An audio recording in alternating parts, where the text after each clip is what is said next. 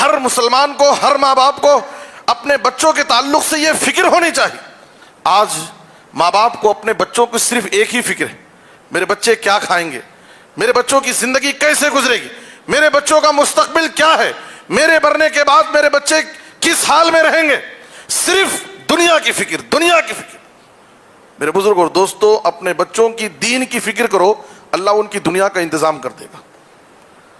دنیا ان کے پاس بھاگ کر کے آئے گی۔ آپ صرف ان کے دین کی فکر کرو، ان کے ایمان کی فکر کرو، ان کے اخلاق کی فکر کرو، ان کی اچھی تربیت کرو، ورنہ کیا ہوگا؟ آج دنیا کی فکر کرنے والے ایسے ماں باپ کم نہیں ہیں، اپنے بچوں کے لیے قارون کا خزانہ جمع کر کے گئے، بہت بینک بیلنس، یہ پراپرٹی وہ پراپرٹی، بہت کچھ انتظام کر کے آج، لیکن انہوں نے اپنے بچوں کی تربیت کی فکر نہیں کی، اپنے بچوں کی تربیت کی فکر نہیں کی۔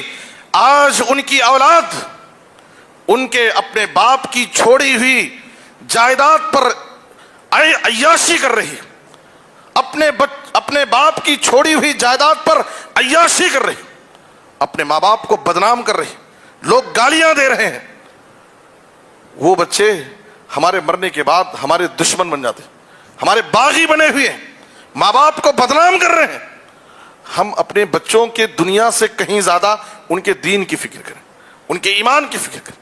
میرے بچے ایمان پر رہیں، میرے بچے توحید پر رہیں، میرے بچے زندگی بھر نمازوں کی پابندی کرنے والے بنیں، ہمیں یہ فکر ہونی چاہیے۔ میرے بزرگوں اور دوستو، میں ہر ماں باپ سے یہ گزارش کرتا ہوں، اپنے بچوں کی دنیا کی فکر کریں، لیکن دنیا کی فکر سے کہیں زیادہ، دنیا کی فکر سے کہیں زیادہ ان کے ایمان کی فکر کرو، ان کے عقیدے کی فکر کرو، ان کے نمازوں کی فکر کرو، ان کے عمل کی فکر کرو، ان کی تربیت کی فکر کرو، ان کے اخلاق کی فکر کرو، ان کو پکا سچا مسلمان بنا کر کے دو۔